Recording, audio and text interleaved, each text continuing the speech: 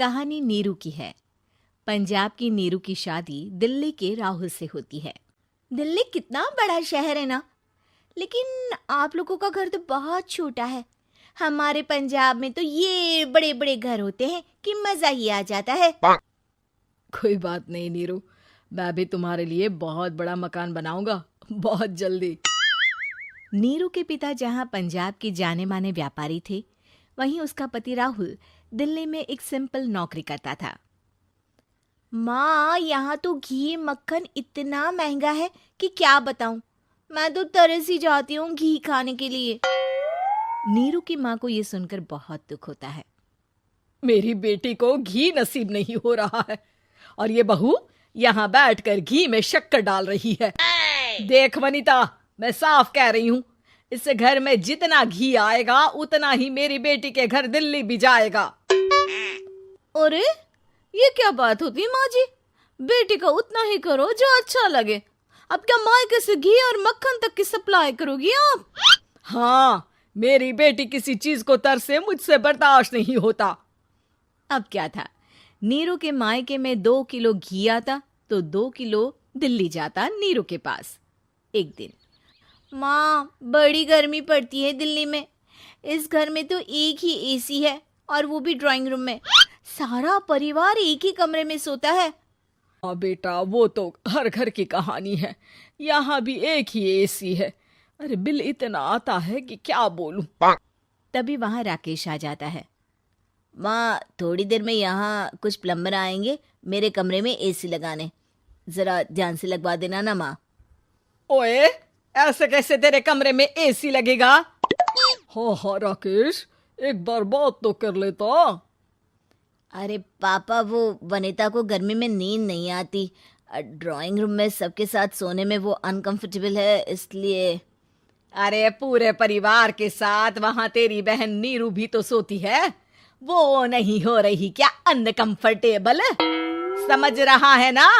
अगर एसी लगेगा तो एक दिल्ली में तेरी बहन के कमरे में भी लगेगा, तभी तू लगा सकेगा। राकेश वनिता को सारी बात बताता है। वनिता करती भी क्या, मन मारकर बैठ जाती है। माँ, ये लोग ठीक नहीं है, क्या करूं मैं? अरे बेटी, यहाँ आ जा, तू यहाँ आकर रह ले। अरे छोड़ दे ऐसे पति को। कैसे छोड़ दूं माँ?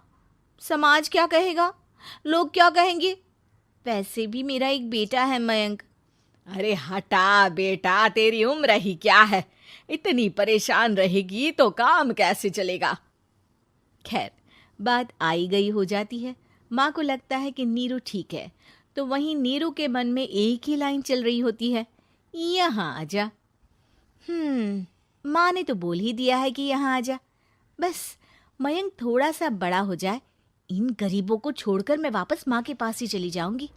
वो इसी सोच में बाजार में चल रही थी कि मैम, आपका दुपट्टा जमीन को छू रहा है। नीरू जैसे ही उस लड़की की तरफ देखती है, देखती ही रह जाती है। हाय रे, कितना सुंदर लड़का है ये। अब क्या हुआ? मैंने कहा आपका दुपट्टा। तो खुद ही उठाकर दे दो ना। लड़का समझ जाता है कि नीरू उस पर फिदा हो चुकी है। वो उससे उसका नंबर लेकर चला जाता है। अब क्या था, नीरू और रोहित में लगातार बातें होने लगती है। मैं हरियाणा का रहने वाला हूँ, यहाँ एक बड़ी कंपनी का मैनेजर हूँ। अच्छा, और कितने बच्चे हैं तुम्हारे? बच्चे? अरे मेरी तो शादी भी नहीं हुई है। तुम बताओ, शादी करोगी? नीरू शर्मा जाती है। अब लेकिन मैं तो पहले से ही शादीशुदा हूँ। मुझे फर्क नहीं पड़ता, बस तुम शादी कर लो, भाग चलते हैं। बहुत पैसे वाला हूँ मैं, हमेशा खुश रखूंगा तुम्हें। नीरू रोहित से मिलकर सारा प्लान बना लेती है और फिर एक दिन घर से भाग जाती है। दोनों शादी कर लेते हैं। शादी के बाद, क्या बात है नीरू, तुम्हें परेशान सा देखता हूँ, सब ठीक तो है ना? हाँ हाँ, सब ठीक है।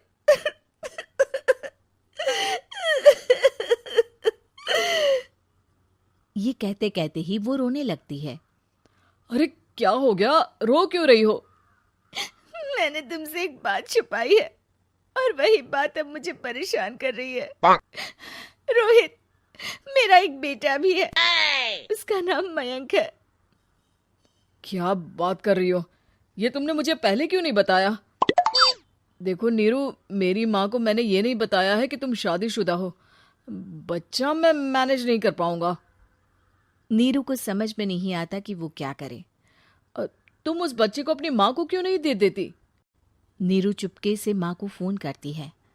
माँ, क्या मयंक को तुम रख सकती हो? बेटा, मैं राकेश के साथ बात करती हूँ। आखिर घर का बेटा वही है, जो वो बोलेगा। वैसे भी बेटा, तूने जो किया है ना, उसके बाद से पूरा घर तेरी बुराई कर रहा है। मैं भी अब किसी से तेरे लिए लड़ नहीं सकती। राकेश बेटा, नीरू ने तो जो किया बहुत ही बुरा किया, लेकिन मैं सोच रही थी कि क्यों ना मयंक को हम यहाँ ले आए। तभी वनीता बोल पड़ती है। वाह जी, ऐसे कैसे यहाँ ले आए? यहाँ क्या भंडारा भरा है? और जिस बच्चे की माँ ने नहीं सोचा, उसके लिए हम क्यों सोचे? नीरू को एक बार तो अपने बच्चे के बारे में सोचना चाहिए था ना। अरे लेकिन तेरे पास भी तो लड़का नहीं है ना वनीता। माँ, वनीता ठीक बोल रही है। कल को वो बड़ा होकर इसी घर का हिस्सा मांगेगा तो हम क्या करेंगे? माँ कहती भी तो क्या, वो चुप रह जाती है। वहीं नीरू का पहला पति कहता है। माँ, अगर आज भी वो वापस आ जाए तो मैं उसे माफ कर दूंगा। बेटा, गरीबी चीज ही ऐसी है, क्या करेगा। तू तो अब मयंक का सोच। वो बेचारा तो बिना माँ का हो गया। मयंक के खातिर तू दूसरी शादी कर ले बेटा। लोगों के लाख समझाने के बाद नीरू के पहले पति की शादी रिद्धि से हो जाती है, जिसके पहले पति से 2 बच्चे होते हैं। देखो जी, मैंने शादी सिर्फ बच्चे के खातिर की है। मैंने भी शादी सिर्फ बच्चों के खातिर की है। वहीं नीरू के दूसरे पति के मन में ये बात घर कर जाती है कि नीरू एक मासूम बच्चे को उसके खातिर छोड़ कर आई है। अब देखो नीरू, मुझे लगता है कि जो औरत अपनी कोख का बच्चा छोड़ सकती है, वो तो कुछ भी कर सकती है। कल को तुम्हें मुझसे अच्छा कोई मिल गया तो तुम तो मुझे भी बाय बाय कर दोगी ना।